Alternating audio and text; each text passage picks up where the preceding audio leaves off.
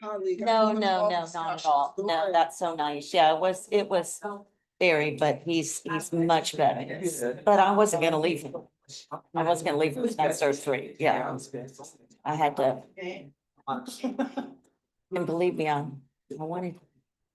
wanted to be here. It was. We went, yeah, see those horses.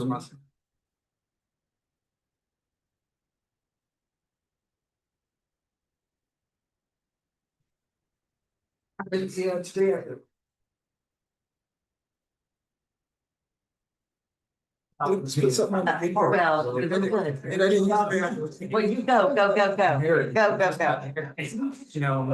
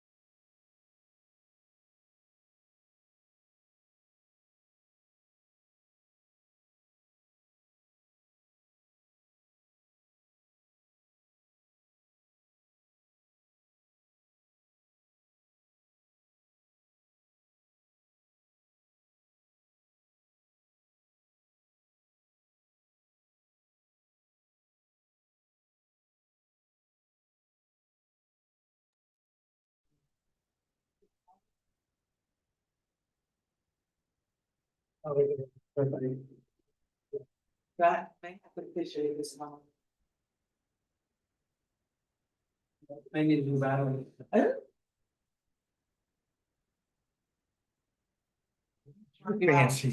Fancy.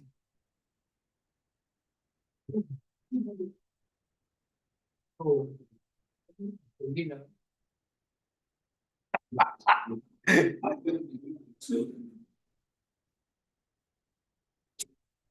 I still am.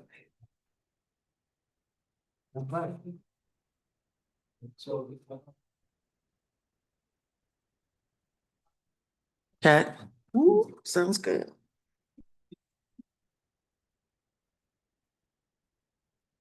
Have to announce.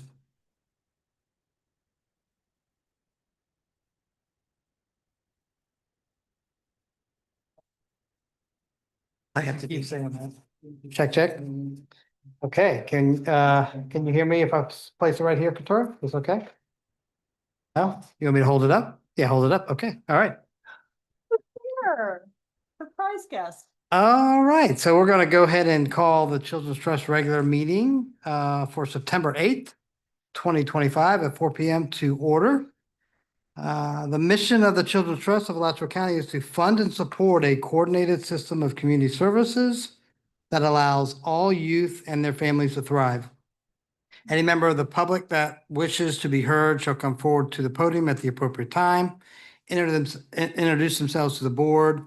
Members of the public recognized by the chair will have 3 minutes to speak on a single subject matter or to address the current motion on the floor. The clerk of the trust will function as the official timekeeper.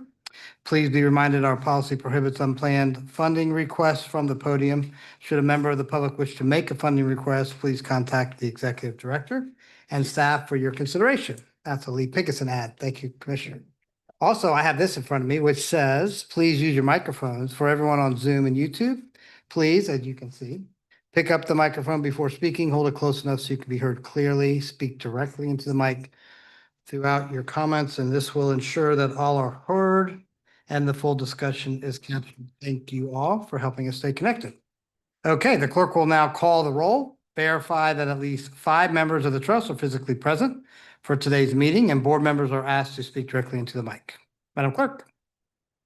Member Tina Certain, Here. Member Mary Chance, Chair Ken Cornell, Here.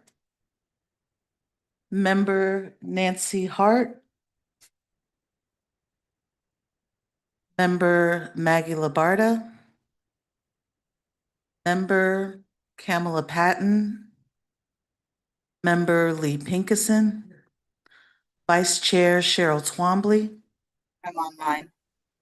she is online, and Member Honorable Suzanne Wilson Bullard. Here. Thank you. Okay, let the record reflect, we have a quorum, the 5 of us here. Yes, okay.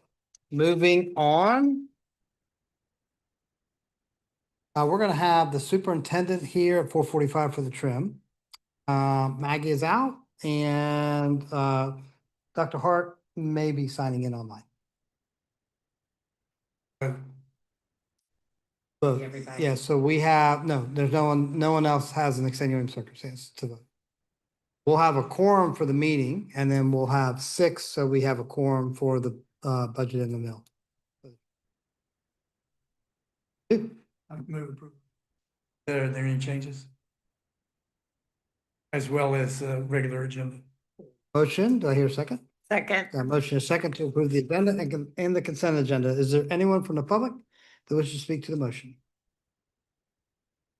Board, any further discussion? All those in favor say aye. Aye. Opposed? That motion is unanimous. Okay, this is our first opportunity for the public to address this board. We give usually 2 opportunities, one at the beginning of the meeting, one at the end of the meeting for you to address anything that's not on the agenda. Is there anyone from the public that wishes to address this board? If you'll come up, introduce yourself, you'll have 3 minutes and we'd love to hear your thoughts. Welcome. Health services is just simply funded a small.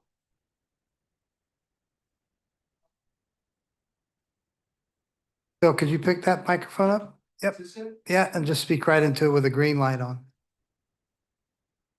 I'm still Phil There you go. Kabler, Thank you. CEO of CDS Family and Behavioral Health Services, and I'm just here today to thank CTAC for a small grant that they gave us for sponsoring the self-care at the fair that's coming up on September 20th. The very best thing about this, the very best thing is the idea for the program and contacting you all didn't come from me, didn't come from management. It came from one of our team members who took it upon herself, did it and got it. And so twofold. One is we're very grateful to you all and very grateful that one of our folks felt so comfortable as to do that. So thank you again. So can you remind us of the time and location of the fair? It's at Saturday, September 20th. I think 12 to 2 from memory. And then it's at the library partnership. So you On all, 16th, right? yes, sir. And you all are basically underwriting, helping us underwrite the costs of that event. Again, we're grateful for that and really grateful that one of our people came up with the idea themselves. It's not the first time that's happened. Long story short, since I have a little more, the new shelter, we have a book club. We didn't ask you all to, we asked Rotary, but one of our team members there came up with this reading and book club. And then we got funding for that. 2 times that this has come up, not from management telling people what to do, but from team members who work with the youth and coming up with the idea themselves. Thank you, Phil. So that's the library partnership over by Public in General on Northeast 16th. All right, anyone else from the public? Okay, we'll go ahead and close public comment, and next up is the chair report. Are you gonna talk about Molly? I have no. Okay, well then I'll just say this on the chair report. So I had the opportunity to interview a couple of folks for CFO along with the board, James Moore, online test, and I don't want to steal Marcia's thunder, but that's my report and that it went well. And I think we made an offer and I think we have an acceptance for September 15th start date. Want to briefly kind of Yes, sir. So we have a new CFO. Yes, you all know we have been in process. The wonderful Scott Sumner has been kind enough to uh, hang around and help. He has agreed to help onboard the new CFO. So again, we remain indebted to him because I'm sure he's really, really, really, really busy in Maryland. The young lady's name is Molly Greenwald. Molly has a degree in forensic accounting, has worked as a CFO and or someone in the C-suite for about, I think, 10 years or more. We are excited to have her join us on Monday. Really looking forward to it. And I also want to thank Chair Cornell. He was able to pop in during our in-person interviews and ask a few questions that someone with an accounting background could ask. So thank you, Chair Cornell, for giving us a little bit of your time to join us in the process. Marcia, so that's pretty exciting. Molly comes from Keith Perry Construction. Keith Perry gave a great letter of recommendation. I was able to speak with him as well. And so thank you, Senator Perry, for that recommendation. I did get to ask the nerdy questions. I think Molly's going to be great. She's going to be a real addition to the trust. So that's the first thing. The second thing I'll share is that we kicked off the Children's Trust podcast with Elio and the Spanish radio. And so you'll be able to see that. I don't know when that's gonna publish, probably in the next couple of weeks. Yep. But that was a real fun time last week and got to talk about the history of the trust, the mission of the trust, and really more importantly, and most importantly, the future of the trust. So that was great. And that concludes the chair report. All right, let's move on to the executive director's report. Director Kiner, you're recognized. All right, thank you, sir. All right, well, good afternoon again, everybody. If you will look in your packets, I have 3 items under my report and they're kind of spread out. So if you will indulge me, I'm going to start with I'm going to start with, thank you, the timeline. So if you all will remember, we held our board retreat in the middle of July.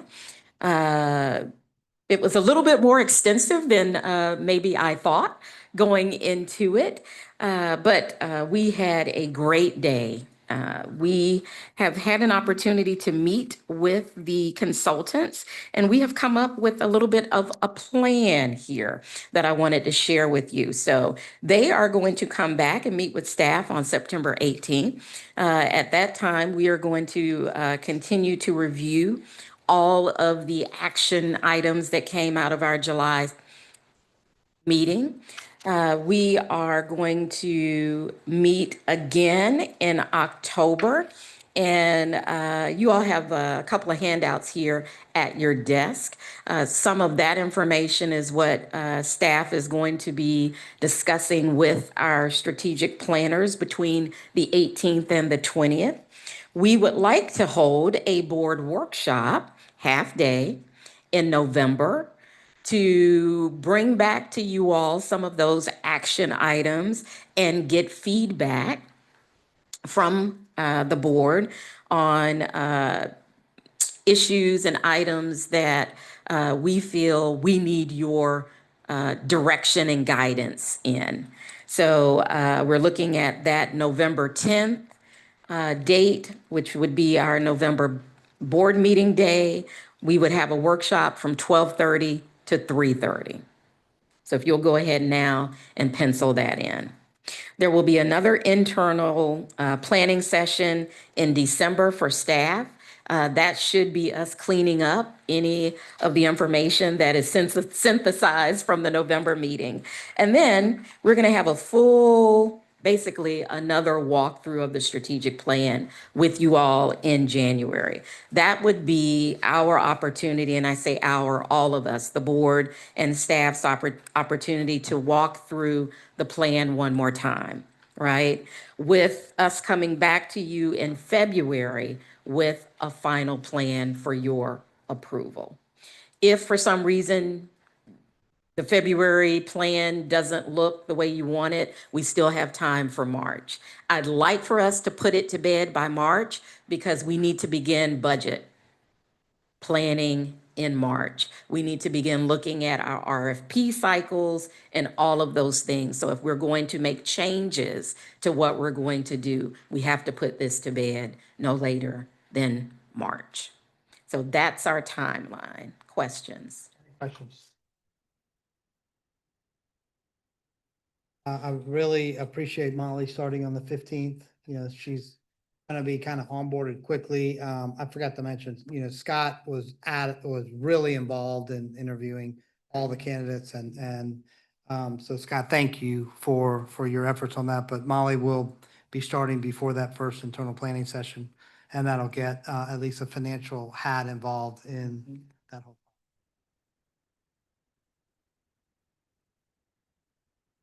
At the workshops, is this going to be discussion about the following year's budget as well? Okay.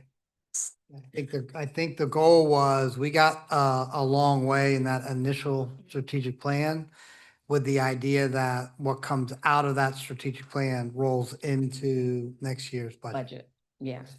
Thank you. Regards to percentages and allocations and all those things that Got it.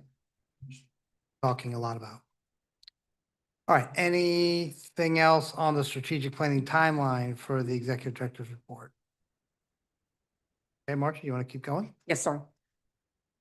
Item number 2, let's talk resolutions. And Victoria and O'Malley are going to put up the legend. I understand there was a little bit of, there may have been some difficulty understanding our color coding of the policies. So the first policy was the employee evaluation.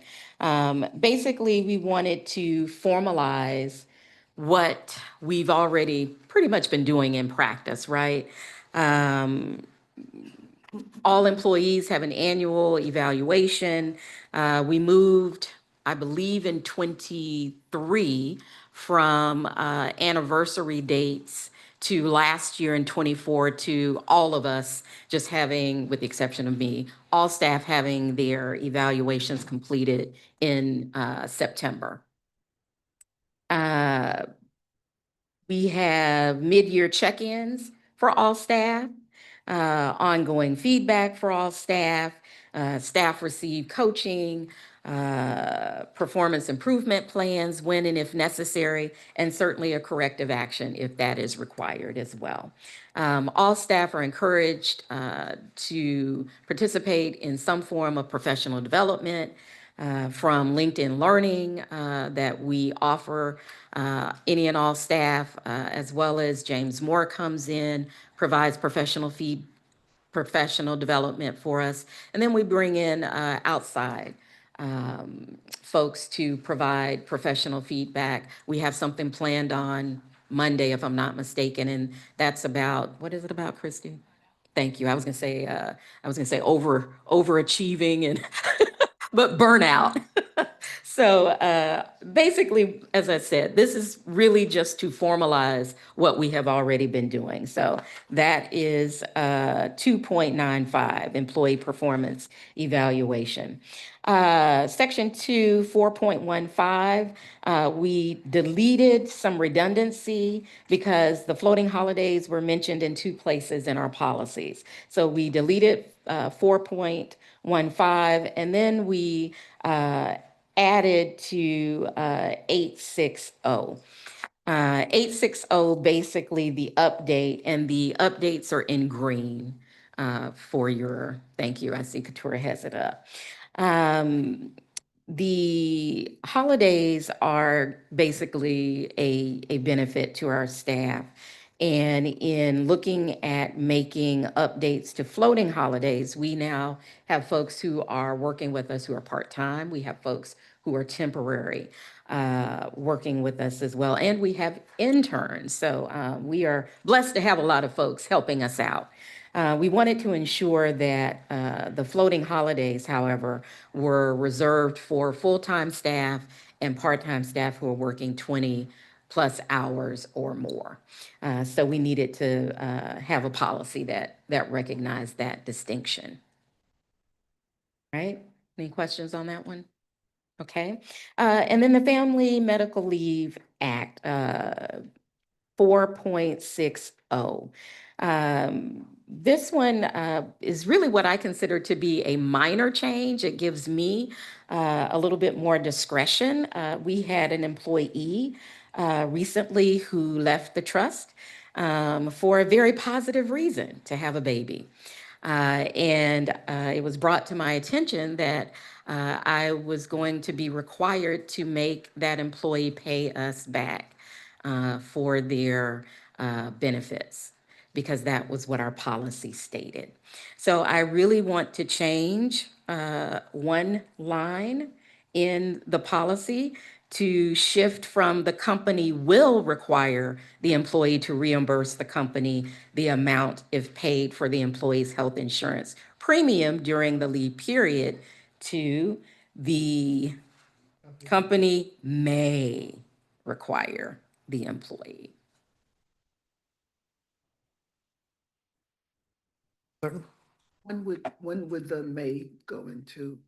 Like, What example? An example?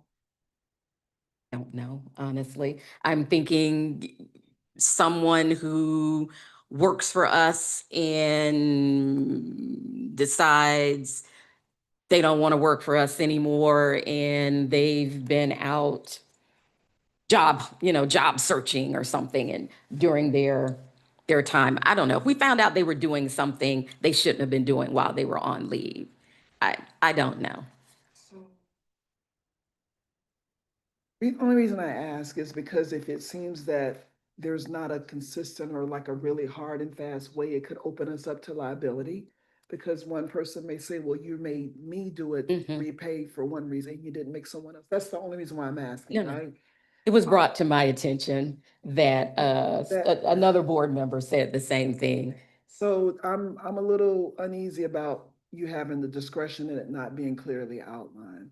I think we need to button that up a little bit better. So would you all like for me to pull this one and I can bring back some criteria? Member Pinkison? Um, as Marcia alluded to, we had a discussion about this, and although and she explained the situation, and I said, okay, well, I certainly don't have a problem with you giving the discretion. However, same thing as what Tina's saying, it's somewhat subjective. And to protect Marcia, as I told her, my exact quote was, when you retire in 147 years, there's going to be another director. And we don't know what that director, what their values will be. And therefore, it would probably be a good idea if we didn't give her a month or however long she wants, and bring back some set of circumstances to avoid the subjectivity. Exactly what Tina was saying. Consensus on that? Yep, I think we have consensus on that. So make the motion, you can pull that. Let's do the next one. The diversity. As you all know, we are ground zero for all things diversity, equity, and inclusion here in Florida. And we just wanted to ensure that our policy was in line with the state and federal guidelines. So what you will see is us just, again, really codifying what we are already doing, spelling it out a little bit more in the policies for anyone uh, who would need to know that we promote a culture of respect and inclusion wherever employee feels valued. That's who we are. That's what we do. Questions on this one? All right, if there are no more, then I'll entertain a motion pulling, 4G, pulling. I think we should take the whole section out, like in G, like do everything except that G and she bring that back. I think. Yeah, I would move that we approve the changes as presented with the exception of the, section 4, uh, G, and back with criteria.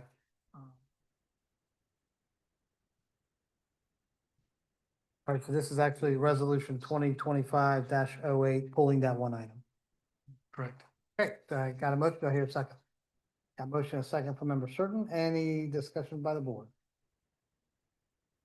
Anyone for the public wishes to address the board on the motion? All those in favor say aye. Aye. Any opposed? That motion is unanimous. Okay, so that's the first action item. Yeah, member Certain? Just maybe for Marcia, I'm not sure if the county has encountered this or not.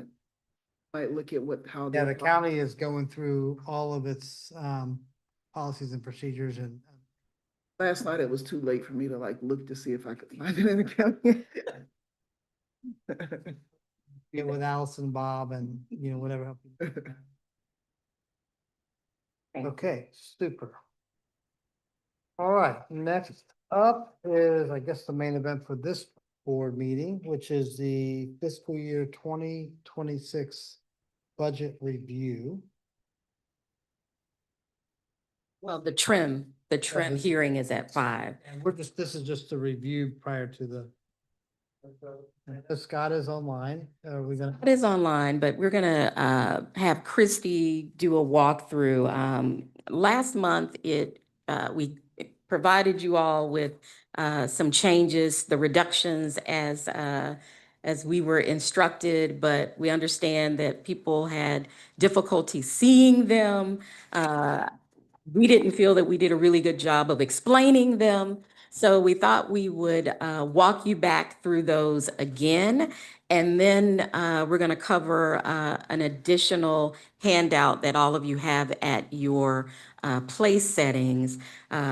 This comes from the retreat when you all asked us about the life cycles and if programs might fall into more than one category.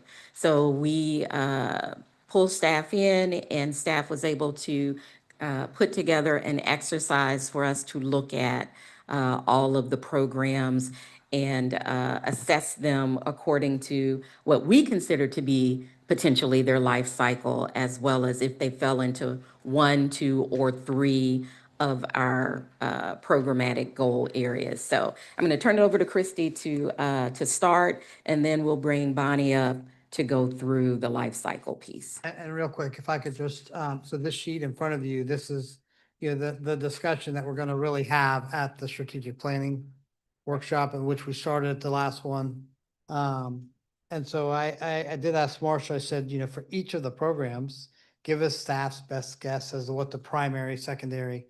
And so this gives us an idea of, even though it may look like some of our ratios may be out of whack, actually, when we dive into this more fully during the strategic plan, we actually may be right, we may not be right, but not every program is only one strategic goal. And so I think this is a good kind of a homework document for us to kind of think about, hear about today, but then take home and think about prior to the meeting. So Hallmark. homework, sorry, homework for us, our homework. Okay, I'll go ahead today, it seems like it. I know, Chrissy, you are recognized. Go ahead. Thank you. So if you look in your packet, I'm starting on page 174. Amali, you can go to the next slide. Thank you. And so our goal one, as you all know, is 50% of our tentative budget at $5.2 million. This page shows you, or gives you an idea of our programs that are funded annually, and then our programs that have multi-year contracts. So there is a difference. We specifically, UF College Dentistry Saving Smiles Program and the Children's Home Society under Goal 1, those are the two programs that currently have multi-year contracts. The other programs we are funding on an annual basis based on experience, based on reporting, based on strategies and interests for the Children's Trust. Saving Smiles, it has year 2 of 3. And then the Children's Home Society Wellness Healthcare Navigator Program. If you recall, these both are funded under our Youth Health RFP. Next slide. The next slide gives you an idea of the 5.2 million, we've allocated about 3.4 million, and there is 1.8 million remaining. Any changes made under Goal 2, they are reflecting for the Access Program full year. That program started midway the current fiscal year, and so this will be their first year receiving full funding.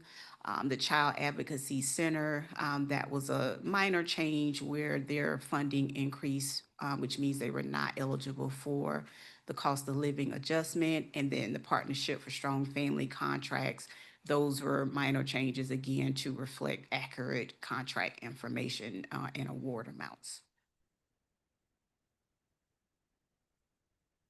Can talk into the micro. I apologize. I meant Because I was like, wait, I'm lost. Give me Micro one. Goal 1. Sorry about that. Moving on to Goal 2. Goal 2 is 35% of program funding at $3.6 million. The programs that have multi-year contracts for Goal 2 are the summer camps, the enrichment programs, our Freedom School programs, that's the Gainesville location, as well as the Hawthorne location, and the remaining programs are funded annually. Changes reflected in Goal 2 include an increase in funding for the Early Learning Coalition. Those funds, that contract increased from $450,000 to $650,000.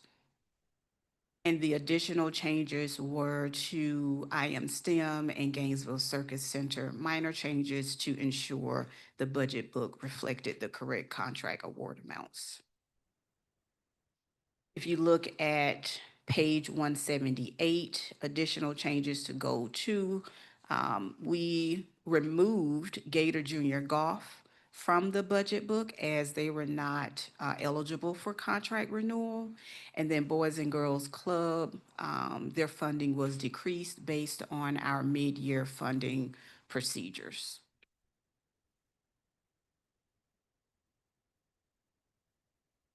I didn't see this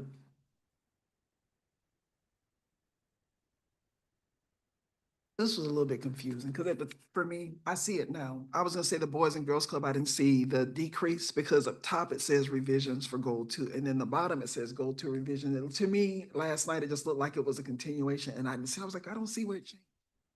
But I think I see now on page 178, the change, which differs from 177. Yes, we can't, it won't fit all on the same page, so it continues. There's one more page of go to revisions. Well, I guess my question, I get that it doesn't, so was it the after school that changed the amount?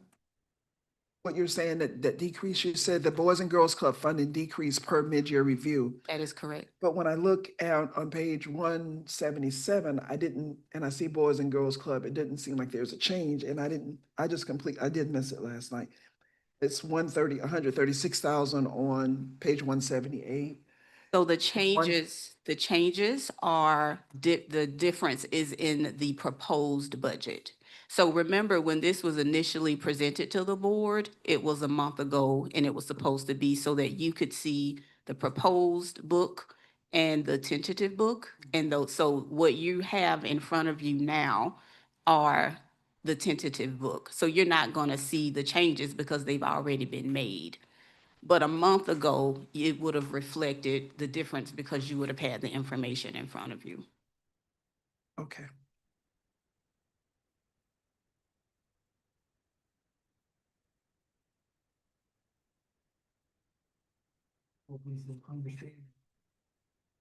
It would be.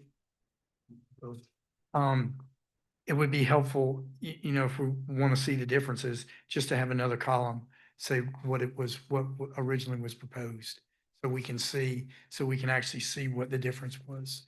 Okay, That way we can see that it's been decreased or increased. Okay. And obviously we know that with the COLA, that's going to be an increase.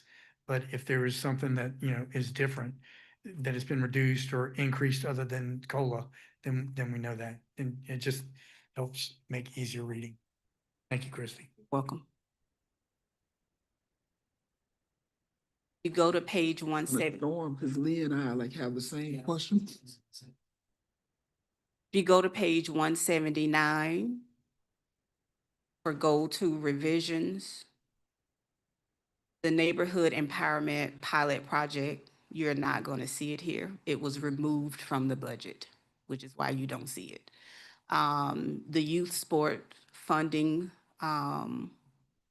it was removed from the budget. And then the junior achievement 3DE expansion. So we currently fund 3DE at Eastside High School. We had in the proposed budget included an expansion to GHS High School. That was removed from the budget.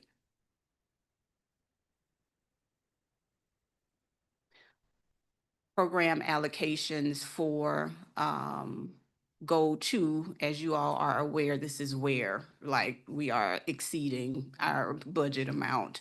But the program allocation is $7.1 million, which means we are over $3.68 million. This comes from many different reasons. As you guys remember, we increased our summer program funding. We included several summer camps to a multi-year contract, so that every year they got a COLA, they're continuing that funding.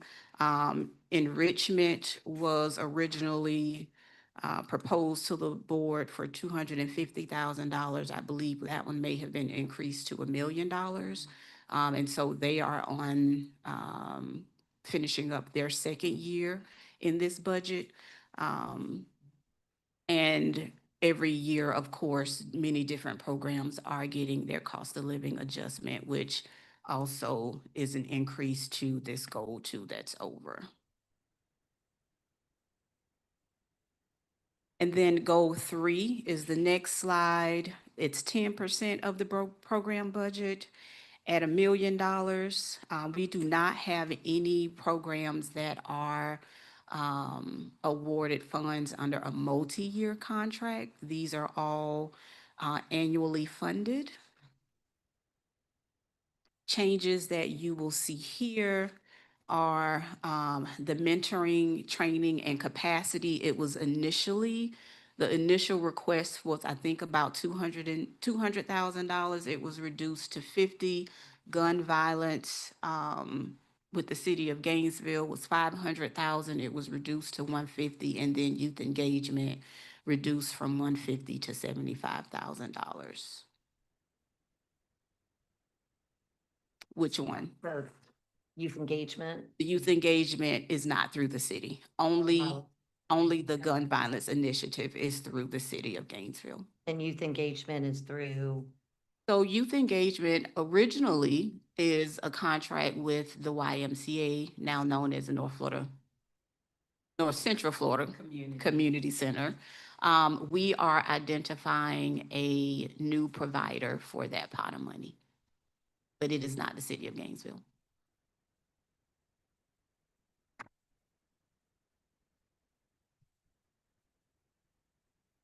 Chrissy, where's the literacy program? It is 2 slides, almost there. What is, so it's not in these goal 1, 2, and 3? It is not. It was moved out of, Whatever those amounts are, is also the 500,000 or whatever. Whatever the amount is. it is, yeah, it's reflected under initiatives. So next slide is capacity building and innovation. This was 5% of our budget, according to our strategic plan.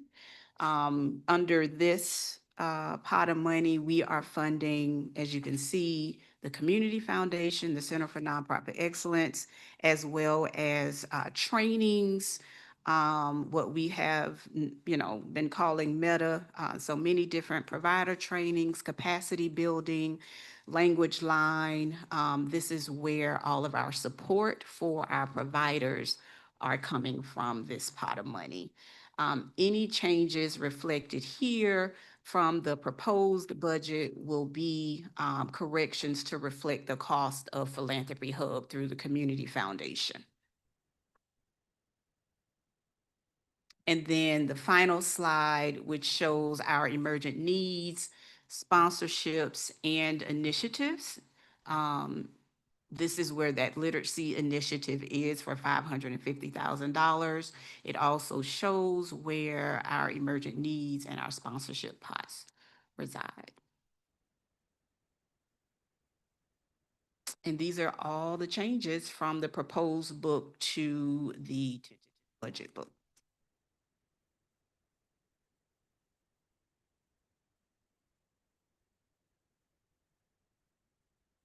Is Scott here for moral support, or Scott, do you have anything to add, Scott? Christy did a great job. Okay, all right. I have a question, just on the amount for emergent needs. Is that significantly different than? we didn't reduce.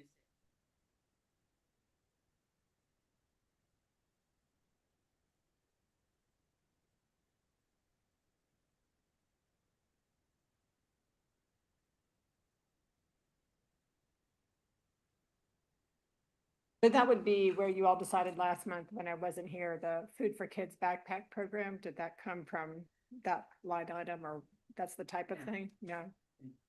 Came from unallocated dollars for this current fiscal year. Struck me as super low. That's what I was trying to understand.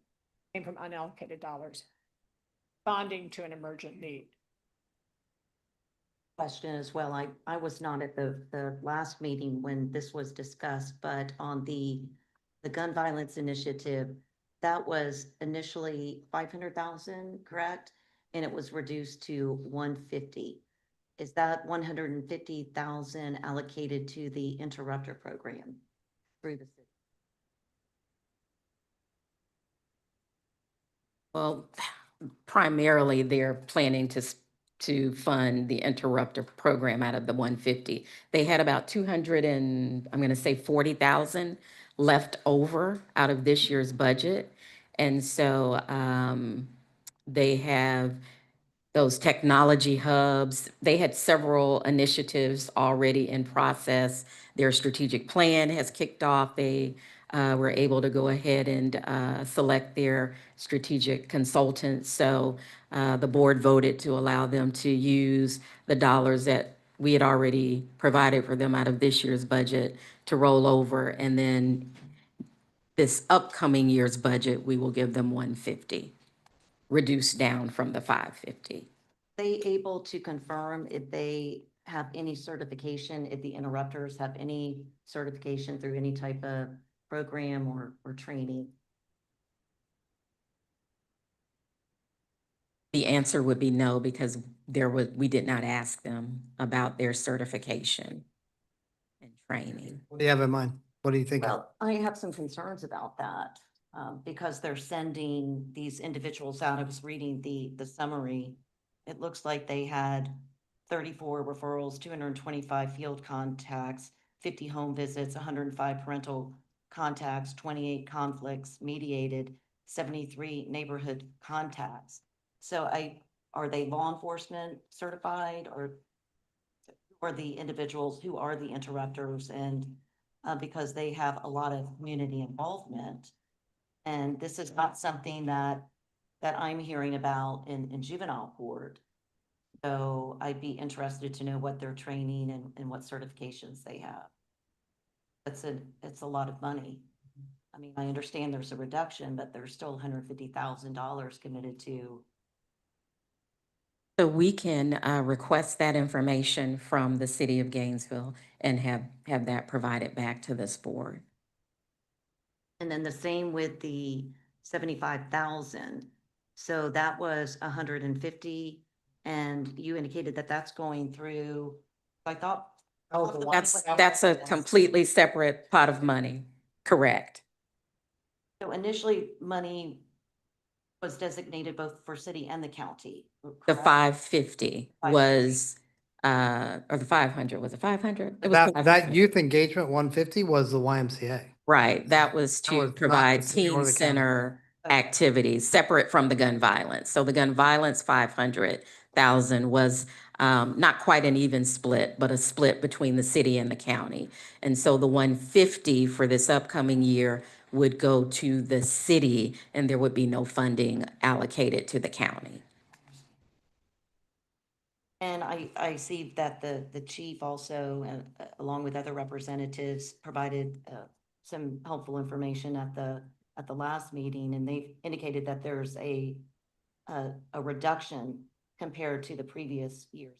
But I'm not really certain what they're referring to. They reference gun-related statistics, including the number of stolen firearms, seized, recovered firearms, shots fired, injuries, homicides, and suicides. Now, as Marcia, in our meetings, what I've seen is an uptick in gun violence, and assignment as the. So I haven't looked at the exact statistics, but years ago, we had one gun case a year, and this was many, many years ago. Now it's weekly. So it's certainly something that needs to be addressed, which is why I'm very interested in exactly what they're providing through the interrupter program. And, when I look at the allocation of the funding and I only see, I think it was $1 million, or what was it, 10% of the budget, that's concerning. But I also look at these other programs. So maybe it's just about assigning them to those programs, to the goal 3, to safety, because certainly the after-school programs, the mentoring programs, the teen works, those are providing a service to the youth. It keeps them busy, it keeps them off the street. So that's something we consider allocating, or at least putting. That was Dr. Hart's comment at the last meeting. What I would ask Judge is, it becomes very clear to me why the statute is the way it is, as far as having certain members on the board. And when you get with Marcia about that request to the city, it may make a lot of sense, if you all agree, to put your specific kind of data and requests into a chair letter that we can then kind of review at the next meeting and then shoot that over to the city. Because I think that's a different level of request than Marcia calling the manager. I know you expressed this concern prior to their presentation, and so I think it's something that we as a board, at least I feel strongly enough that it should go in a chair letter if the board agrees. You guys recall, I remember I asked that same question.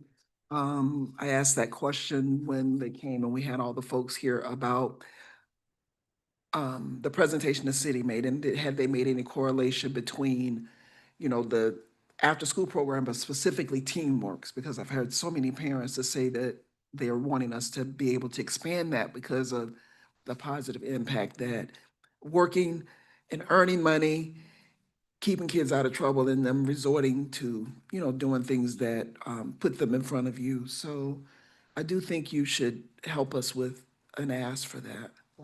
And I think, because the city probably has data, it's just bringing it forward to us. We got, what they brought to us was probably them just a lot of contacts, and them thinking the contacts, a high number of contacts was good, but it's like if you're not having the right kind of contacts, to get to drive the ship in the direction we want, I think so. All right, any other questions on the budget? Because we're about to adopt it at the trim once we have a quorum.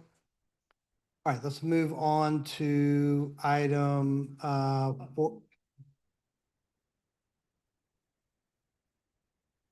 this handout. Yes. The homework handout? Okay, let's, So Bonnie is going to join us at the podium and review the handouts that she provided. So in addition to explaining to the board what the changes were, really addressing similar to what the judge just addressed when it talks about program, goal, assignment, and that sort of thing. So this is just a start. Nothing is final, but it is a start. Okay.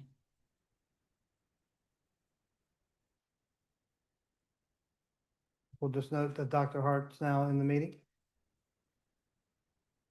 Good Hi, Bonnie. evening. So per the board's request, my colleagues and I got together and we went through the program list for 2026. And we went out and gave them listed each of our goal areas, so healthy and nurture, we had education, and we had safety. So if their primary goal was, we would give them a 1. So if they got a 1, that was the primary focus of their programming, was to focus on healthy and nurturing children. Have that. And then we also did the same with education. 1, that meant that their primary focus, but also a lot of programs also had a secondary focus. Some programs touched on all 3 areas. So that was the first part of the exercise. And we found that there were 49 programs that focused on ensuring are healthy and have nurturing caregivers and relationships. But only 11 of those programs, we felt that was the primary focus. So when we did this exercise and we looked at the funding attached with the programs where it was a primary focus, we ended up with about 1.8 based on our version of the homework. And again, the board can look at how we ranked the programs and what we felt the primary focus was. So this was the one that changed a lot. So this, if you go as originally defined, it was 3.4 million, and we got it down, and through our grouping, we got it to 1.8. So what happened was, what felt that family resource centers, we felt that their primary focus fell more in the safety area. And so that was a big change for that area going down. There was also, yeah, that was the main shift in that going down quite a bit.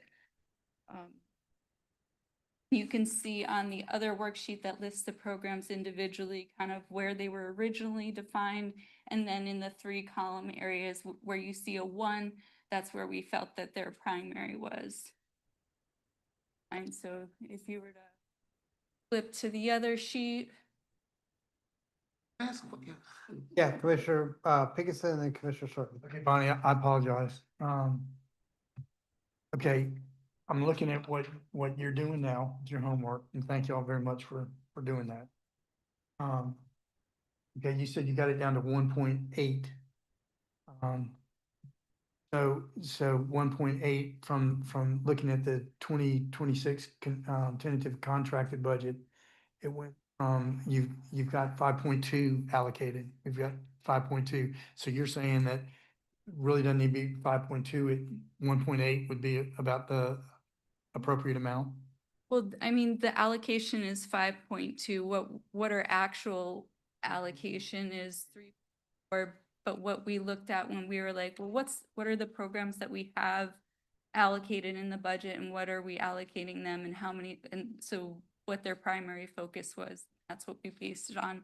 So we moved, you can see bigger, you could probably see, you probably can't see that too well, but we moved all our family resource centers safety because the research says that their primary research area where they're showing outcomes is reducing child abuse and neglect, increasing protective factors, increasing. So it's up to the organization. The organization is the one that determines the goal. Well, this was just our staff's exercise, so the board could do an exercise. We certainly could have the providers weigh in on where they feel that their primary focus on. But from what the board asked us was have staff get together and give us what we felt. Okay, so it's all future stuff. So as we go through the RFP process and they put down a goal, are y'all gonna have, or will y'all say, well, y'all put down this because, and I'm sure it has to do with the allocation of money process.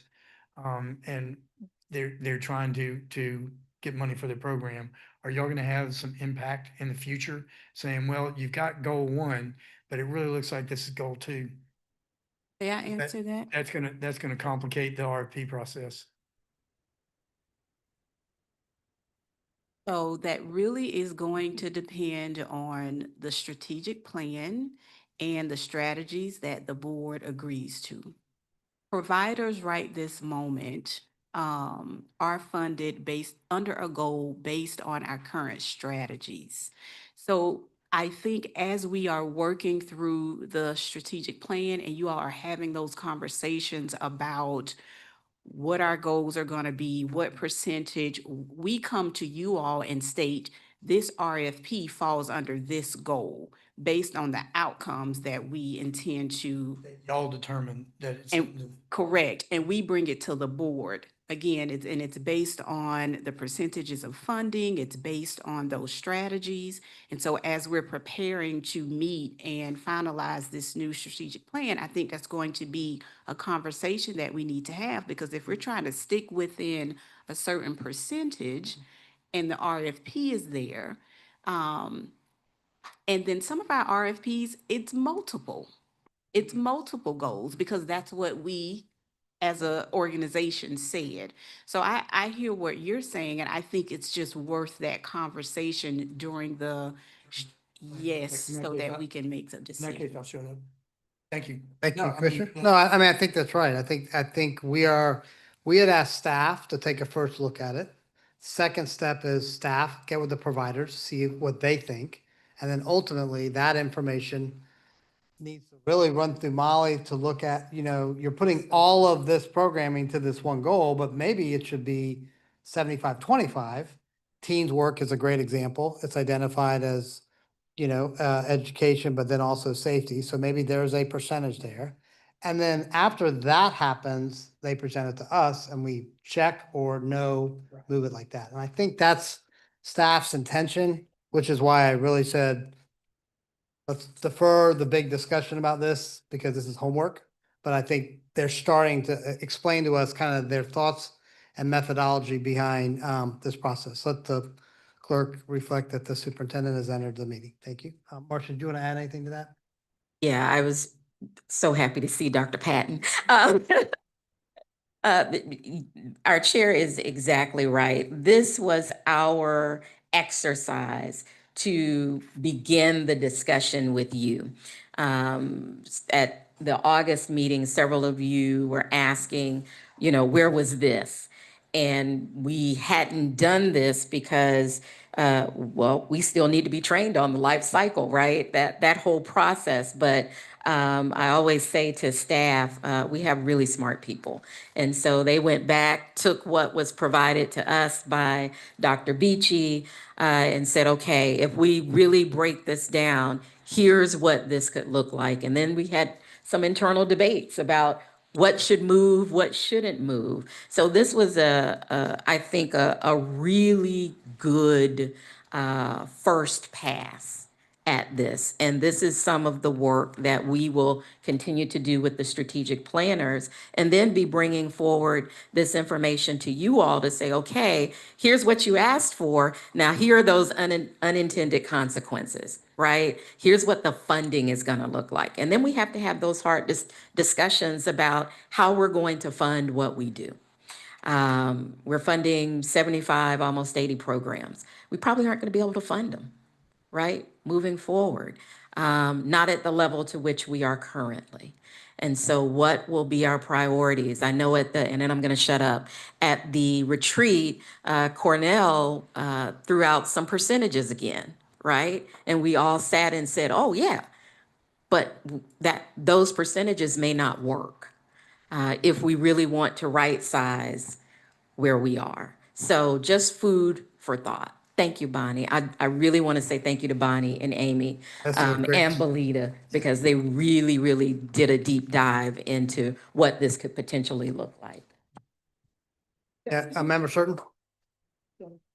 Sort of along with Lee, but I'm gonna look back over to what I'm calling handout one. So I see the goal rank 1, 2, and 3. That's primary, secondary, and then third. Health and nurture, the number that's under there, that's the number of programs. Is that what that is? Is that a count of the programs? So 75 is the total number of programs that have been identified in the budget for this year 2026, and 49 of those support the health and nurture area. And the same with education, there's 61 Okay. out of the 75 support education. But then let's come to what I'm calling handout 2. And this is really just the detail that supports this. You probably used Excel and did a count of what was 1, 2, and 3. Am I? like, Yes, yeah, match- so if it they match have a, that? if So they it's have a one, education. that's their rank, that's their primary, and 2 would be secondary, and 3 would be. Okay.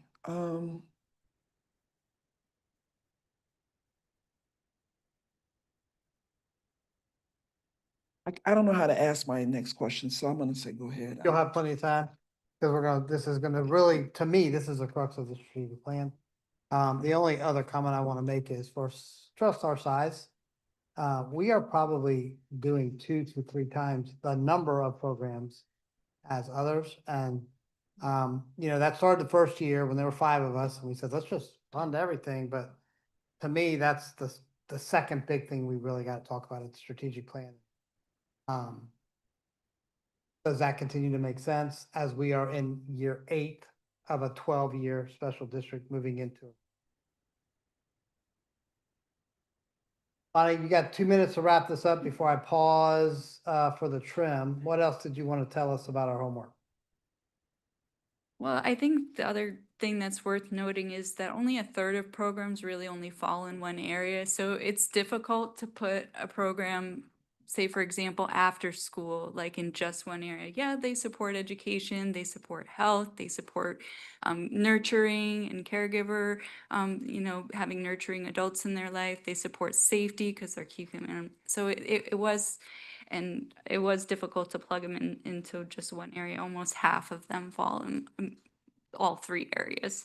So, and yeah, I as far as the nonprofit life cycle, it was challenging to do that without, all the data in front of us and all their information related to that. But we took a shot at it based on what we did know. So take that with a big disclaimer. I, But I, I actually, go ahead, Bonnie, I'll let you finish and then I'll come back to it.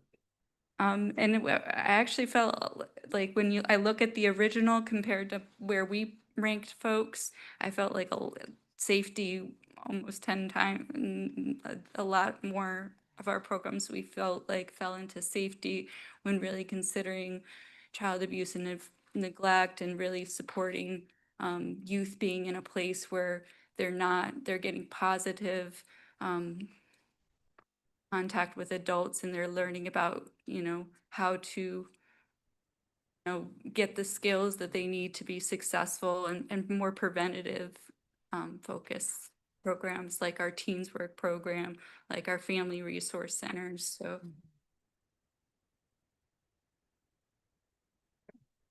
All right, did you have anything wrap up? You got like 15 seconds? No? We're just gonna pause the meeting. We'll come We'll back. just pause it and come back. Okay, so we're gonna go ahead and pause the board meeting and enter the Children's Trust of Alachua County Public Hearing meeting. Do we need a motion to adopt the agenda? Yeah. Should move that we approve the agenda. Okay, so it is now 5:01 somewhere in Alachua County. And we've got a motion to approve the public hearing agenda. Do I hear a second? Second. Second to, where is the agenda?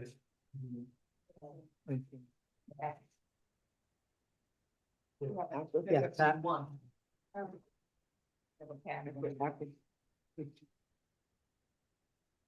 That one, okay. So we've got, go ahead and call the meeting to order for the first trim hearing, agenda, September 8th, 2025. It is 5:01. We've got before we get a motion, let's go ahead and do a roll call by the clerk. Madam Clerk, if you could give us a roll call, please. Member Tina Certain, Listen. Member Mary Chance, Here. Chair Ken Cornell, Here. Dr. Nancy Hart, Here. Dr. Maggie Labarda, Dr. Kamala Patton, Present. Member Lee Pinkeson, Present. Vice Chair Cheryl Twombly, Here. Honorable Suzanne Wilson Bullard. Here. Thank you. Okay, so let the record reflect, we've got 6 in attendance, 2 online. And so we definitely have a quorum. Now, Commissioner Pinkerton, did I hear you make a motion? Yes, I move that we approve the agenda for the special meeting for the first trim hearing. Second. A motion, member Pinkerton, second member Chance, any discussion? Any public discussion? All those in favor say aye. Aye. Any opposed? That motion is unanimous. Okay, so these are really exciting because we have scripts that we have to follow, so I will go ahead and start the script. Exciting, I'm excited. Accountants get excited about things like this. All right, so I'd like to go ahead and About all that, but okay. it is, yeah, it's sad for a lot of people, but not for us. Introduction to the public hearing on the Children's Trust of Alachua County fiscal year 2025-26 tentative budget. So the Children's Trust of Alachua County convenes a public hearing on fiscal year 2025-26 proposed millage rate and tentative budget as required by the Florida statutes, chapter 125 and 200, and as advertised in the Truth and Millage, the trim notice. This evening, we will take several actions related to the adoption of the proposed millage rate and the tentative budget. The final public hearing on these matters will be held on Monday, September 22nd, 2025 at 5:01 p.m. in this same manner. I urge you, if you have not already done so, to get a copy of the agenda so you may easily follow the proceedings this evening. Citizen comments will be taken following the overview of the tentative budget by the Executive Director. The Trust Council will now present an overview of the Truth and Millage legislation, followed by the Executive Director's explanation of the proposed rate. Madam Attorney, you're recognized. In 1980, the Florida legislature adopted what is known as the Truth and Millage Legislature, or TRIM, as it's called. The goal of the legislation was to ensure that taxpayers were advised of the public hearings at which the local taxing authorities' budgets and millage rate were to be considered and adopted. Each year, the property appraiser completes an assessment of the value of all property and certifies to each taxing authority the taxable value of the property within its jurisdiction. Taxing authority then notifies the property appraiser of its proposed millage rate, its rolled back rate, and the date, time, and place of the public hearing to consider the proposed millage rate and the tentative budget. Once the property appraiser receives by first-class mail to every taxpayer on the assessment roll, the notice contains the information of taxing authorities as to the proposed millage rate, time, and place of the public hearing. The notice sent to taxpayers is called the trim notice. The trim notice lists what the taxes were for the prior year, what the taxes will be in the proposed budget changes are made, and what the taxes will be if no budget changes are made. The purpose of the trim notice is to provide taxpayers with sufficient basis to participate in the public hearing process. Director, you're recognized. Sir. This is the explanation of the Children's Trust of Alachua County's proposed and rollback millage rates. The requirements of the truth in millage legislation is to provide information about the maximum allowable millage rate of 0.5000 versus the rollback rate. The rollback millage rate is defined as the millage rate which, exclusive of new construction, additions to structure, deletions, and property added due to geographic boundary changes, will provide the same ad valorem tax revenue for each taxing authority as was levied during the prior year. The proposed millage rate of 0.4500 provides for fiscal year 25-26 programming needs, adequate staffing, and planning for future programming needs. For the 2025 tax year, the rollback rate calculation is 0.4218 mils.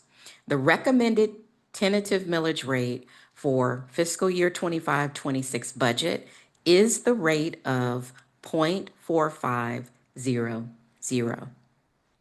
Overview of the fiscal year 25-26 tentative budget.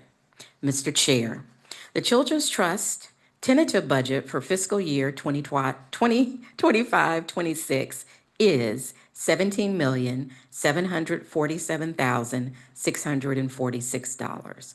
This budget reflects the board's recommendations to increase grants and aids funding by 5.1% and to increase operations and administration funding by 3.7%.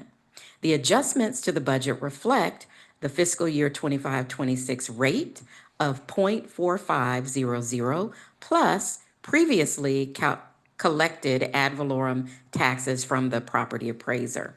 The fiscal year 2025-26 budget includes continued funding of community providers that have demonstrated the ability to provide results that align with our goals. Additionally, funds in each goal category are allocated to support CTAC's strategic plan. The budget has been developed to link funding with the Trust's desired goals while remaining flexible enough to respond to changing circumstances. Mr. Chair, this concludes my comments on the fiscal year 25-26 proposed budget. Thank you, Executive Director Kiner. Okay, next up, we've got citizens' comments for the fiscal year 25-26 proposed millage rate and tentative budget. I would now like to invite citizens to comment on the fiscal year 25-26 proposed millage rate and tentative budget. Members of the public recognized by the chair will have 3 minutes to speak on the subject of this trim hearing. The clerk of the trust will function as the official timekeeper. Members of the public may not share or transfer all or part of their allotted time to any other person. The hearing will continue until everyone wishes to address the board has had an opportunity to speak. Are there any citizens that would like to speak to us about the trim or the budget? Come on up, introduce yourself. Going once, going twice. Okay, we'll go ahead and close the comment period. Madam Clerk, are there any comments that have been submitted via email? No, sir. And close the public comment section of this public hearing. Executive Director? Heart rate going. Heart rate's good. Excited about this. Oh, I'm really, really excited. Yeah. So I don't believe there are any adjustments to be made. Mr. Chair, any adjustments can be made by motion at this time. Board have any adjustments that they'd like to make? All of the citizens' comments and seeing no board adjustments, we'll move on to the next part of the script. All right, so Florida statutes requires that the name of the taxing authority and the millage rate to be levied be publicly announced. According to the Children's Trust of Alachua County has determined that the tentative millage rate of 0.45 mils is necessary to fund the tentative Children's Trust of Alachua County budget. The tentative fiscal year 25-26 operating millage rate is 0.45 mils, which is greater than the rollback rate of 0.4218 mils by 6.7%. Do I hear a motion? Move adoption of resolution 2025-10 establishing FY 26 proposed Children's Trust of Alachua County millage rate. By member Pinkerton, second by member Shorten. Any discussion? Seeing none, all those in favor say aye. Aye.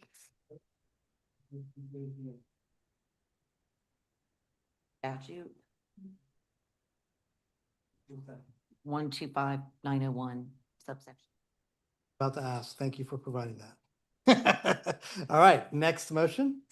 Move adoption of resolution 2025-11, adopting changed revenue estimates and FY 26 tentative children of Alachua County budget.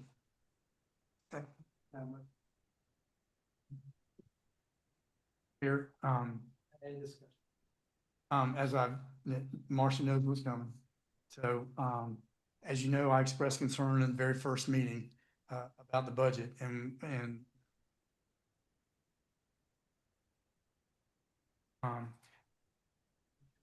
11.4 million dollars of revenue. We're spending about 17.3, which is a $6 differential. Should we actually spend all that? I'm concerned, and I was relieved to hear that not all the contracts are 2 and 3 years out, that some of them are done on a 1-year basis. What we're doing is we're gonna have to prioritize, as you've heard, but that's a big chunk of money. And because of that, what my concern is, as you know, time when there were people out there bad mouthing the trust, play with, as we come up for renewal, not going to be very happy with us. But we might have been able to do ball rolling a little bit this year. I will not support this year's budget.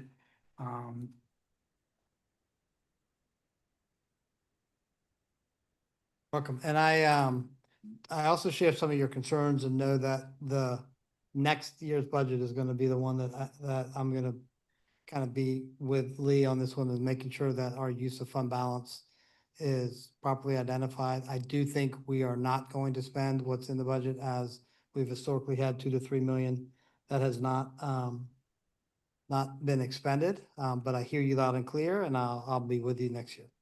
All right, any further discussion?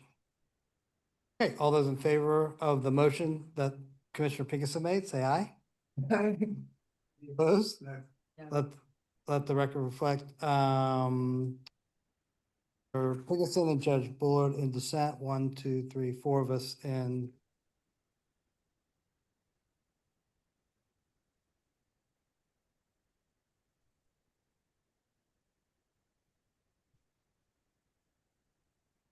Six and four. 4 and 2, I mean. you have to have 6 to have a quorum and then a majority to pass. Sure, we see where we go for the. Yes. All right, so that is the conclusion of the public hearing, and this concludes the tentative budget hearing. There is a section on the agenda for general public comments. Is there any general public comments? I see none. We have our next regular board meeting, which will be on September 22nd. I know, we're gonna go back to that, but this is on this agenda. And our trim will be at 5 o'clock on Monday, September 22nd. So Wait, in this meeting here, so can I make this comment, because we kind of went fast, really? In the sense of, I see Lee's point, but I also think that we have to realize we even have the reason we're able to spend more this year than what we're taking in is because in previous years, we didn't spend the money that we collected. So it's not a complete, it's not being irresponsible in the sense, in that we have a fund balance because we collected more than what we spent in prior years. And though we can't build a budget on reoccurring costs because fund balance won't be there, and that's not the intended use of it, but I do want it to be known as that it's not that we're being irresponsible. In prior years, we didn't spend what we had, and that is really what sets us in the space where we're able to meet some of the needs that are being requested of us, of our communities. yeah, and thank you, Member Certain, and at the strategic planning discussion, we also have 0.5 available in our mill. And so it's really about priorities. We can raise millage, fund everything, or fund more, not everything. But to Lee's point, there comes a point where the ad valorem, which is really our only source of revenue, the first couple of years we got Interest. we got other things, and then interest does not fund the programming that we're budgeting for. And I'm with you that I think next year is kind of the. Can't respond. I think, but I I think. hope I didn't say irresponsible. I didn't. No, but I mean, no, the reason I use the word irresponsible is because you said that there may be some times when we can't fund something in the future and people may be upset, but I don't want folks to hear that our budget is 17 million and we're only looking to collect about 10 and a half, so that's $6 million spread, and folks to say, hey, they're being really irresponsible by spending more than what they're collecting.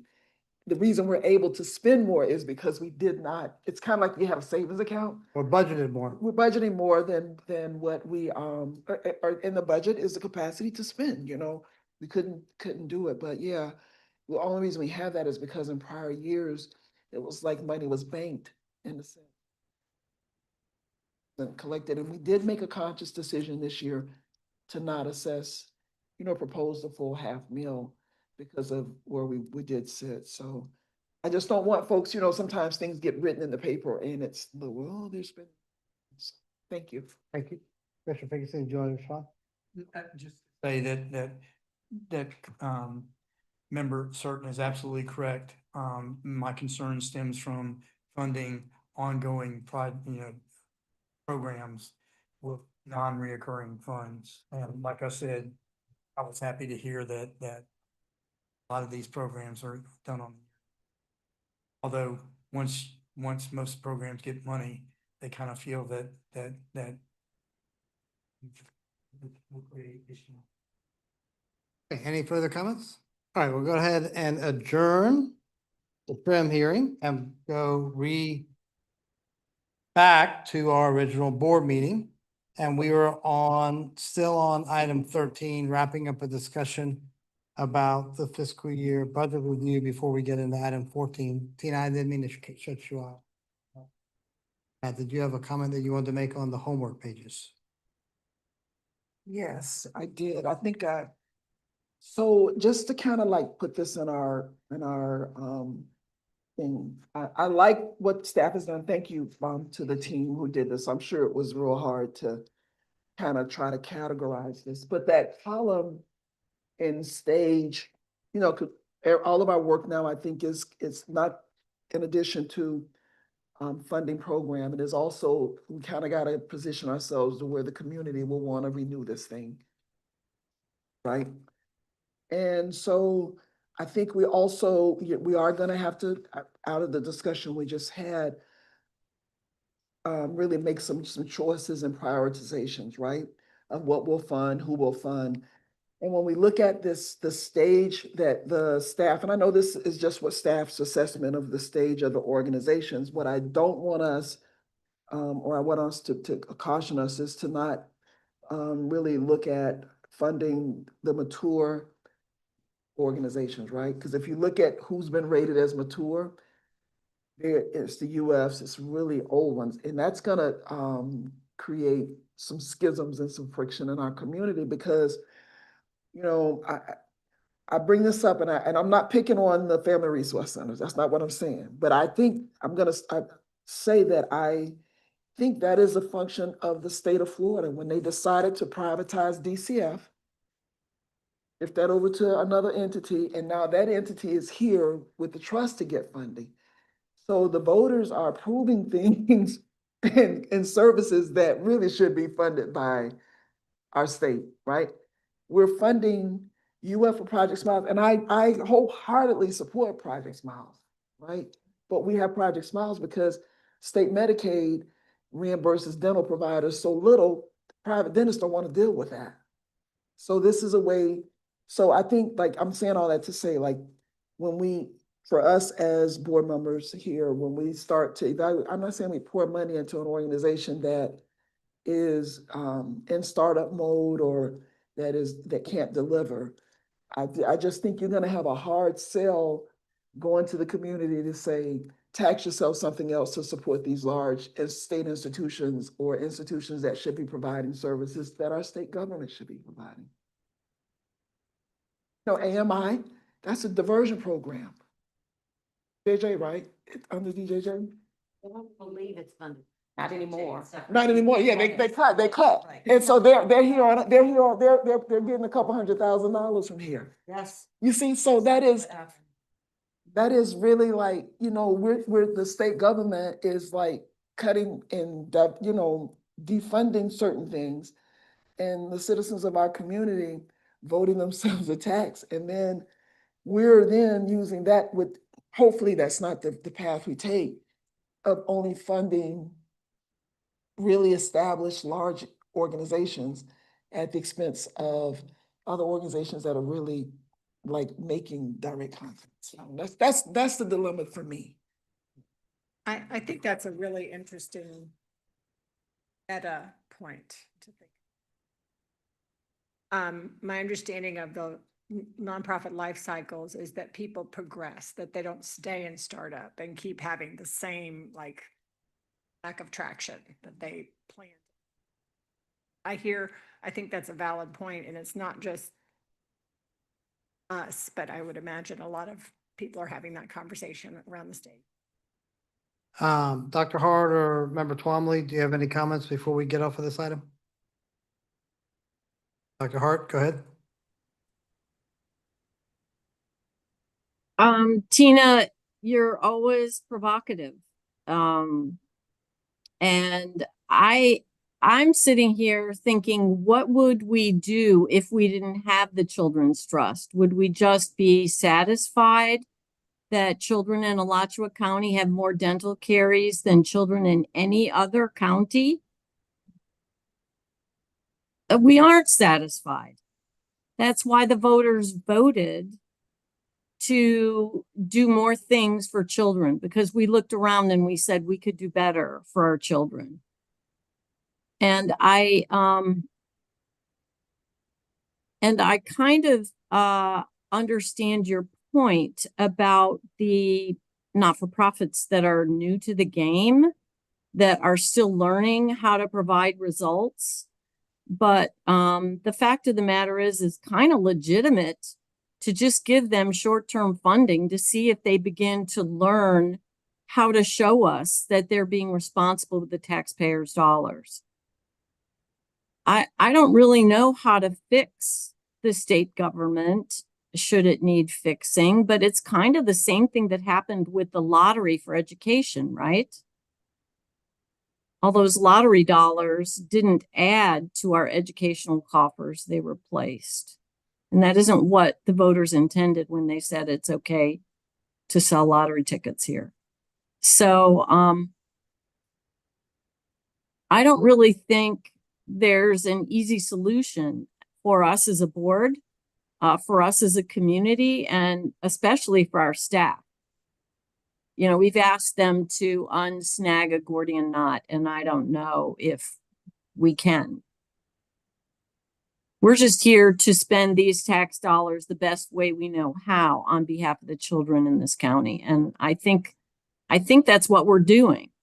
We may make mistakes and we may have to stop funding certain things and put more funding to other things, but I think we're doing the best we can. And I think we can demonstrate that to the voters when it's time to renew the Children's Trust when 12 years is up. Thank you, Dr. Hart. Back to Member Certain. And Dr. Hart, your makeup looks really nice on screen today. Pretty glamorous. Yes. So, yeah, oh, peaceful, okay. So I think I asked my seatmate here, provocative was positive and negative. But what I want to say to you is I think we're saying the same thing. It's just like I think our sell may be harder with the renewal than what it was initially for that reason. Right? Because we the reason why our community voted for this is we wanted to do better by students and children, and I think we have tried to do that. But when we go into this, our next strategic planning exercise, and we're trying to reallocate and right size, restructure how we fund things, if the small organizations and those that are closest to children aren't getting funded, that may create some dissension. They may say, well, if we're, we're not gonna vote to tax ourselves to just give more money to the bigger, to the UFs and that's what I mean. So we gotta balance and act. But I wanna tell you, when the lottery, it goes to show you how you market something, because the language was that it was gonna be a supplement. It was an enhancement. Actually, it says it, can't supplant. Can't supplant funding, but it has supplanted funding. But when the And funding goes away, it's no longer supplanting it, it's now. right, they just moved it out of the general appropriations and they didn't do that, so, and we don't want to like do that grand scheme and folks think of us, the CTAC, in the same way they do the lottery. I think we all have the same goal and want the same thing, what's best for our students and the children in our community. That's why it's good to live in Alachua County. Thank you, Member Certain. Any other members want to comment on the homework pages before I give a couple comments? No? I'll say it, yeah. Yep, Dr. Patton. So, yeah, it's always tough to, look down the road to know what are we gonna to help funding, right? But I think what you just talked about is what's key too, is to get with the people ahead of time and let them know it's a planning issue. So remember how many of our folks came just in those last couple meetings and really pleaded their case, great case. We adapted to each one, but I think us helping them is to make sure they realize that up front and start seeking those other funds now, not once we're right in the middle of the budget thing and then begging point, because there definitely are, the bigger ones that we can help trim, because I'm a little bit with Tina too. We don't want to be seen as getting rid of the little guys, because they can, yeah, they represent a very different group of kids often, rather than our machines. So all about whatever we can do to help educate them up front so they don't bounce themselves out. And so often I find they don't know that necessarily. Trying doing the work. Back, Director Connor.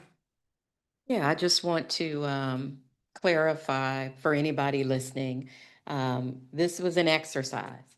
This does not mean that, the smaller organizations won't be funded. There will be lots of discussions about priorities. And then once we get into the priority areas, we will talk about programming. So 'cause sometimes folks will take a snippet of what is discussed by the board and turn it into, all of a sudden we aren't going to fund the smaller startups. And that is not at all what we're saying. This exercise just highlights for us the fact that we have a lot of organizations that could fall into many of our goal areas. We're actually even talking about having a fourth goal area, right? If the work that we started in July holds over. So more to come. Certainly, I don't want any of our providers to panic, but I do want them to be paying attention, to be attending and listening as we begin this walk through the new strategic plan. Thank you, Mr. Chair. Thank you, Dr. Connor. I just have 3 points. First one, Bonnie, on this page at the bottom, you've allocated the percentages of startup growth and mature by number of programs. I would love to see in a future meeting the dollars of startup growth and mature, to Tina's point. On that point, there are days that I feel like this special district is definitely going to get renewed. Days like the teamwork celebration, when I see all of the kids impacted and we continue to tell our stories. I am not as hard as Member Certain is about startup growth and mature if the mature entities are providing the outcomes that we need. And Bonnie gave us a real good evaluation of getting better, needs improvement, exceeding, that sheet with the colors, with all the programs. And when I look at startup growth and mature and all those programs, that's the sheet I look at, because that's the one that shows us the outcomes that that are actually impacting the kids based on the programming. So that's my first point. The second point, I go back to Dr. Hart in the last two meetings and then also the last meeting when she was pounding her fist. I could hear it through the Zoom about we have to provide a safe community. And this sheet is showing us that actually perhaps almost half of our funding from our staff's perspective is going to providing a safe community. So I feel like they've all been listening to you, Dr. Hart, and we may now have the data that supports that thing. So that's my second point. My third and final point is I want to get consensus with this board. I made a statement earlier, and I want to make sure that this board is directing our staff correctly. What I viewed the next step is staff's taking the first step. The second step is for them to now get with our programmers and see, do they agree with 1, 2s, and 3s with regards to does their program meet these goals?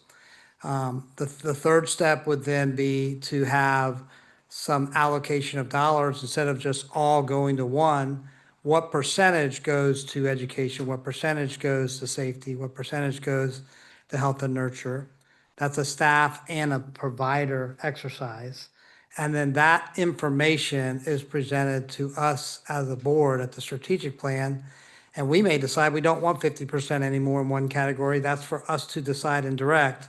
But that's the data that I think we need to get to that decision. Is that what this board wants us to do? Am I missing anything? You guys hear us loud and clear? Okay. One thing I thought was, Matt, Yeah, please. the one thing I thought was interesting was looking in the minutes where you gave us a replay of the strategic plan workshop. Was there were some areas where the staff didn't necessarily agree with what we did.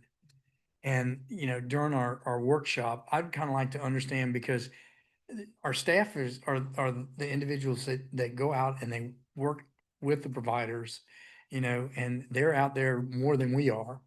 And so if there's an area where they think that maybe they have something to offer the board, I think it would be incumbent upon us to listen to what they have to say. Our staff hear that? Yeah, loud and clear. Yes.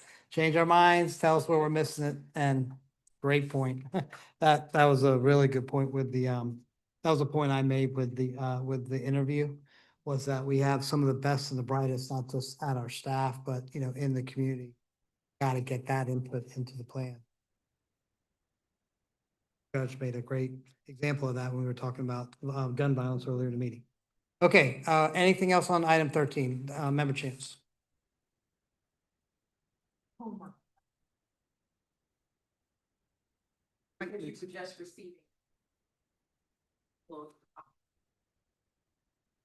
If you will take the handout and actually review it, based on the information that you have before you. We just want you we're teeing it up. We're teeing up the conversation. And there may be additional homework along the way. Like I said, we're going to meet with the strategic planning consultants on the 18th, kind of work through all of the actionable items that came out of the retreat. And so we may provide some additional information to you all along the way. But this was, we wanted to at least give this to you because so many of you were asking for it at the you weren't here at the August meeting, but at the August meeting. And so we didn't want you to feel as if we weren't listening. We did hear you. We just didn't want to color this year's budget with what we knew we would be doing for next year. Well, I mean, we're probably not going to talk about it till November. We're going to be in November is when we would be discussing it again. But I mean, member Chancellor, like I look at teens work, 1, education, 2, safety. In my brain, I'm thinking, what percentage is education and what percentage is really what Tina talked about, safety? My question is, and by RFP cycles, like when people apply. Yes. And because Yeah, of that's what their I was saying. programming cycle, the RFP cycle, and write their application.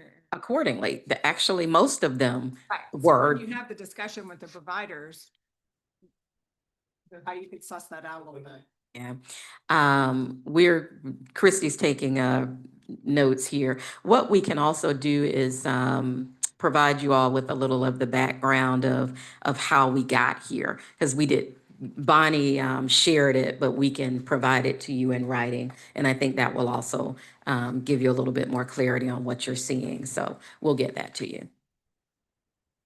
Okay, I think that we've beaten 13. Let's move on to 14, emergent needs and funding update. The board is asked to receive this update. And we have Ms. Tyson, who's going to be giving us the presentation. Not Helen today. You are not. Your name has been reestablished. Welcome back. Welcome back. Thank you. Yeah. As Lee said, I'm sorry, Ken said, I'm just messing with you. As Ken said, I'm Demetrica Tyson, and one of the things that I have the pleasure of working with the executive director on is the Emergent Needs Funds. Mally, you were fine. A quick overview of the Emergent Need Fund. We, at the March 2023 board meeting, the board agreed that we would create this fund. It is listed under the same policy as our sponsorship. It is under the purview of the executive director, and again, I assist her on that. The purpose is to provide an opportunity for funding that we may not be able to provide an opportunity for otherwise. We want to support local providers and offer services to children and families when they have crises or there's something that's occurring that's jeopardizing their ability to just provide the services that they want. We do have a strict policy and we follow it. We promise we're very fiscally responsible. We ask the providers when they submit their application, they do have to provide us with some financial documents. Their audited financial statements, most recent financial statements to their board of directors, sometimes an annual report, if it's really whatever applies. We recognize that we work with nonprofits and LLCs here at the Trust. And we also ask for a current budget, and then they obviously have to be a business. So we do ask them, like, what did you do in order to try to meet this need before you came to us? So that is a question that is asked, and that they have to, and they all respond and they tell us the why and the how. And even if they work with the insurance provider on an issue, they do give us that information as well. And then they have to describe like how this need impacts their ability to render the services to the children and youth in Alachua County. The recipients also show us like how they're gonna spend our money. So if they're asking for an AC unit, they have to provide us with an invoice. They have to provide us with proof that they've even purchased it. We don't just give them funding without them showing us proof. So when the form comes in through web form, I immediately notify our executive director, our COO, and our CFO, and let them know that we do have a request that came in. If there are any questions, like if I have questions, then I'll go ahead and deal with the questions and ask those, and I'll let them know how the process is going. So they're kept in the loop. Because a lot of times Marsha will be out and about and somebody will ask her a question about what's going on with their application, or she may ask them to complete an application. I know Christy attends safety meetings, and at one of those meetings, she mentioned emergent needs funds, and then we also got applications from those as well. So we do keep each other in the loop on what is going on and who has applied for what. So we will research any of the issues, any concerns, and we make sure we let them know in a timely manner, because again, it's an emergent need, like it's important, it's an emergency to them. We want them to be able to provide services. So in fiscal year 23, this was our first year. So we only had a few applications came in. We received 5 for an AC unit for a VPK area of a child care center. They were not allowed to open without the AC being fixed. We did receive a request for a vehicle, a food pantry, and a program that was assisting children and youth services. And then there was some damage from a lightning strike. So we received those requests. 2 of the 5 were approved. We did approve the AC unit, and we also approved Peaceful Pass for the lightning strike. And we worked together to make sure that insurance covered everything that insurance was going to cover. And then we covered the remainder, and that was a gate for their domestic violence shelter. In the next fiscal year, we received about 8 applications. 2 were AC units. You'll see a common theme here. One was for a copier, a school pantry, and then we did get some software and supply requests. We had a request for a roof and some fencing and security. 5 of those requests were approved. One was delayed based on a quote that we later approved in fiscal year 25. So those are there. And then in fiscal year 25, we did have a unique opportunity. We were able to work with some organizations that were newer to our area. So we received 5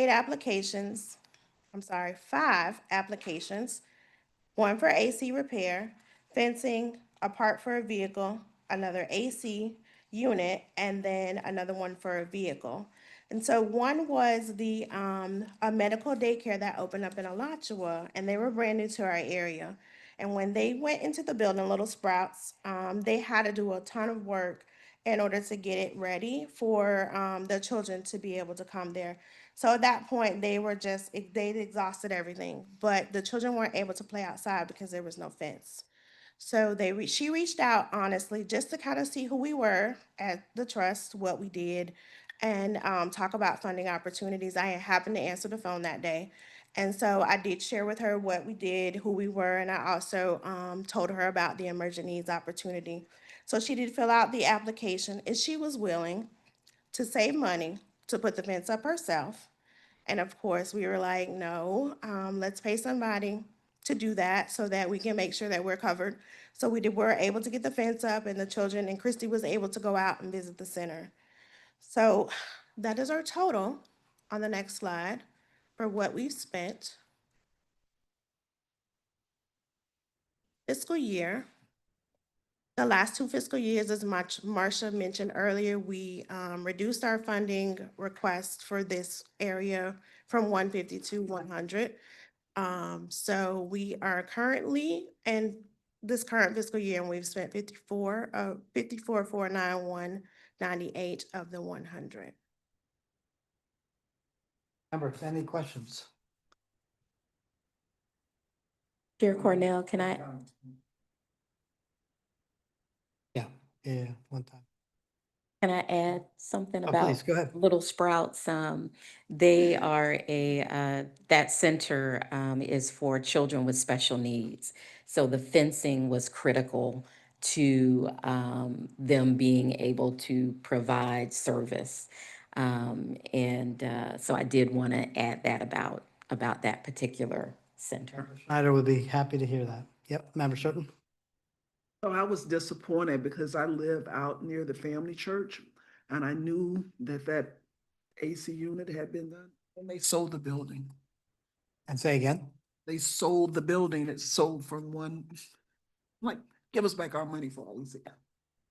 Well, I would say they sold it for probably a little bit more because they had a new air conditioner. May not have been able to sell it, yeah. Okay, any further questions on this item? Just, Member Pinkс? when y'all talk to the people, do y'all tell them, organizations, as far as it goes to the life cycle conversation, that y'all need to set aside money for things that eventually placed? Is that something that y'all help them with? I think it depends. So these organizations may or may not be affiliated with the trust, right? It's a church. And so when you are looking at their audits, the family church was a pretty good sized church, but it could be a mom and pop church, right? So it really just depends on what that conversation entails. But we are big supporters, as you know, of the Center for Nonprofit Excellence. So for those who can benefit from that, we always send them to the center to learn, to build their boards out, all of those things. So it really just depends. The YMCA, no, right? We didn't have that conversation with them, although we knew that their situation was dire, and you all know that these air conditioned units cost thousands of dollars. So. Okay. I have lots of conversations with the people. Thank you. Yeah. Thank you so much.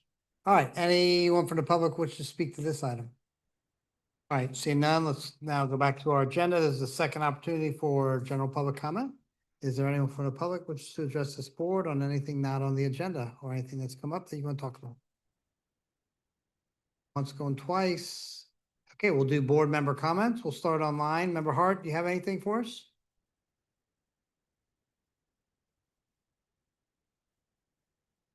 Okay, is member Twombly still on or is she off? Member Twombly, you have anything for us? No. Okay, member Certain? Judge? No, I just wanted to say I've had people from the community and family members volunteer with food for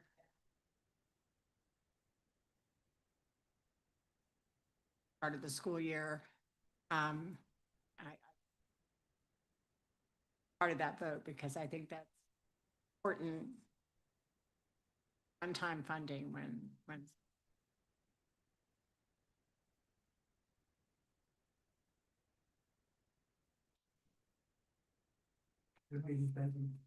Okay, I don't have anything either. We've got a resolution for information. Next meeting will be on September 22nd. We'll have a board meeting.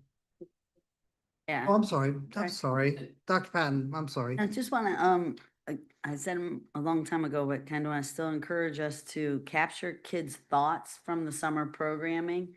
Because the way kids talk, we can't say what they say. So as we were talking here about, just when it's time for renewal, just to capture them and some of the lead organizations folks it differently. Just one sentence and a picture can go a long way while it's fresh in their minds.